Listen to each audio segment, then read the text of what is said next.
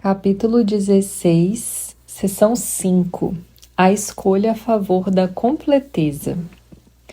Ao olhar para o relacionamento especial, é necessário, em primeiro lugar, reconhecer que nele está envolvida uma grande quantidade de dor.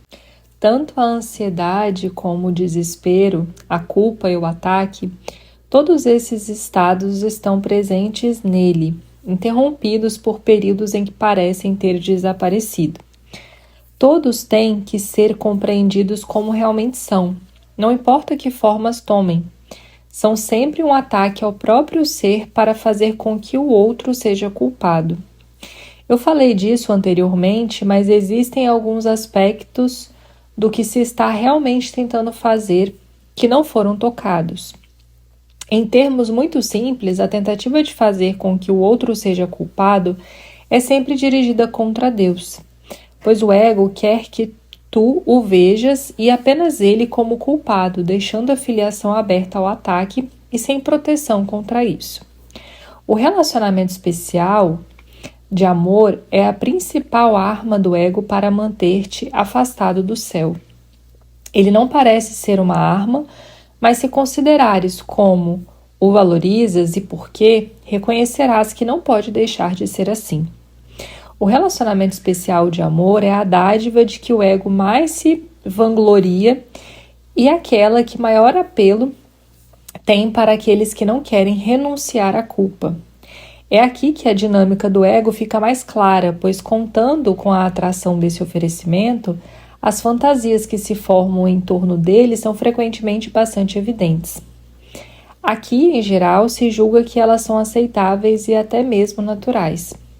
Ninguém considera esquisito amar e odiar ao mesmo tempo, e até aqueles que acreditam que odiar é pecado apenas sentem-se culpados, mas não corrigem isso. Essa é a condição natural da separação, e aqueles que aprendem que ela não é de forma alguma natural parecem ser os antinaturais, pois esse mundo é o oposto do céu, tendo sido feito para ser o seu oposto, e todas as coisas aqui tomam a direção exatamente oposta daquilo que é verdadeiro.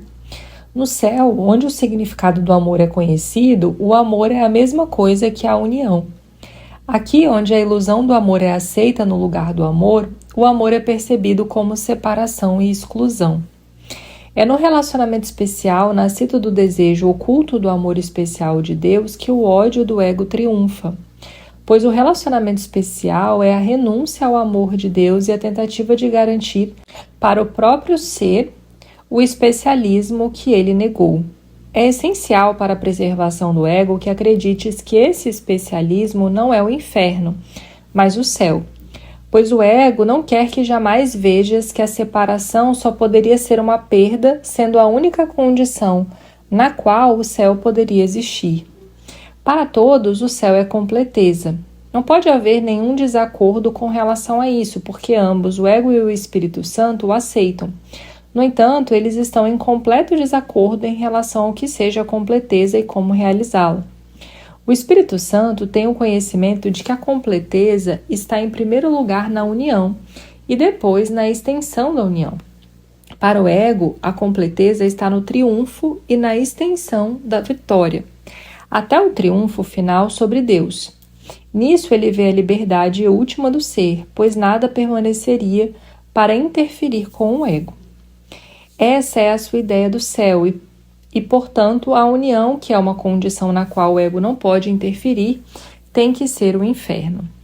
O relacionamento especial é um instrumento do ego, estranho e antinatural, com o fim de unir inferno e céu e fazer com que sejam indistintos. E a tentativa de achar o que se imagina de melhor dos dois mundos simplesmente tem levado a fantasias de ambos e a incapacidade de perceber um ou outro tal como é. O relacionamento especial é o triunfo dessa confusão. É um tipo de união do qual a união está excluída, e a base para a tentativa da união repousa na exclusão. Que melhor exemplo poderia haver da máxima do ego: busca, mas não aches? O mais curioso de tudo é o conceito de ser que o ego apregoa no relacionamento especial. esse ser busca o relacionamento para se tornar completo. Entretanto, quando acha o relacionamento especial no qual pensa que pode realizar isso, ele se desfaz de si mesmo e tenta se trocar pelo ser do outro. Isso não é união, pois não existe aí aumento nem extensão. Cada parceiro tenta sacrificar o ser que não quer em troca daquele que pensa que preferiria, e sente-se culpado pelo pecado de tomar e nada dar de valor em troca. Quanto valor pode ele dar a um ser do qual quer se desfazer em troca de outro melhor? O ser melhor que o ego busca é sempre um mais especial, e qualquer um que pareça possuir um ser especial é amado pelo que pode ser tirado dele. Nos casos em que ambos os parceiros veem esse ser especial um no outro, o ego vê uma união feita no céu, pois nenhum dos dois irá reconhecer que pediu o inferno e, portanto, não irá interferir com a ilusão que o ego tem do céu. E é essa que ele oferece para interferir com o céu. No entanto, se todas as ilusões são feitas de medo e não podem ser feitas de nada mais, a ilusão do céu nada mais é senão uma forma atraente de medo, na qual a culpa é profundamente enterrada e emerge na forma de amor. O apelo do inferno está sob a terrível atração da culpa que o ego oferece àqueles que depositam sua fé na pequenez. A convicção da pequenez está em todo relacionamento especial, pois só quem se sente privado de algo pode valorizar o especialismo. A exigência do especialismo e a percepção de dar o especialismo como um ato de amor faria com que o amor fosse odioso. O real propósito do relacionamento especial, em estrita concordância com as metas do ego, é destruir a realidade e substituí-la pela ilusão, pois o ego é ele próprio uma ilusão e só as ilusões podem ser testemunhas da sua realidade. Se percebes o relacionamento especial como um triunfo sobre Deus, tu o quererias? Não pensemos em sua natureza amedrontadora, nem na culpa que ele necessariamente acarreta, nem na tristeza, nem na solidão, pois esses são apenas atributos de toda a religião da separação e do contexto total no qual se pensa que ela ocorre. O tema central em sua litania de sacrifícios é que Deus tem que morrer para que tu possas viver. E é esse tema que é encenado no relacionamento especial. Através da morte do teu ser, pensas que podes atacar outro ser e arrancá-lo do outro para substituir o ser que desprezas. E o desprezas porque não pensas que ele oferece o especialismo que exiges. E odiando, tu o tornaste pequeno e indigno porque tens medo dele. Como podes dar poder ilimitado àquilo que pensas que atacaste? A verdade veio a ser para ti tão amedrontadora que, a não ser que ela fosse fraca, pequena e indigna de ser valorizada, não terias coragem de olhar para ela. Pensas que é mais seguro dotar o pequeno ser que fizeste com o poder que arrebataste da verdade, triunfando sobre ela e deixando-a impotente. Vê quão exatamente esse ritual é encenado no relacionamento especial. Um altar é erigido entre duas pessoas separadas, no qual cada uma busca matar o seu ser e instaurar em seu corpo um outro ser que tire o seu poder da sua morte. Muitas e muitas vezes esse ritual é encenado e nunca se completa, nem nunca será completado. O ritual da completeza não pode completar, pois a vida não surge da morte nem o céu do inferno. Sempre que uma forma qualquer de relacionamento especial te tentar a buscar o amor em um ritual, lembra-te de que o amor é conteúdo e não forma de espécie alguma. O relacionamento especial é um ritual de forma, com o objetivo de elevar a forma para que ela torne o lugar de Deus às custas do conteúdo.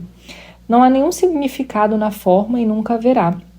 O relacionamento especial tem que ser reconhecido pelo que é, um ritual sem sentido, no qual a força é extraída da morte de Deus e investida em seu assassino, como sinal de que a forma triunfou sobre o conteúdo e o amor perdeu seu significado.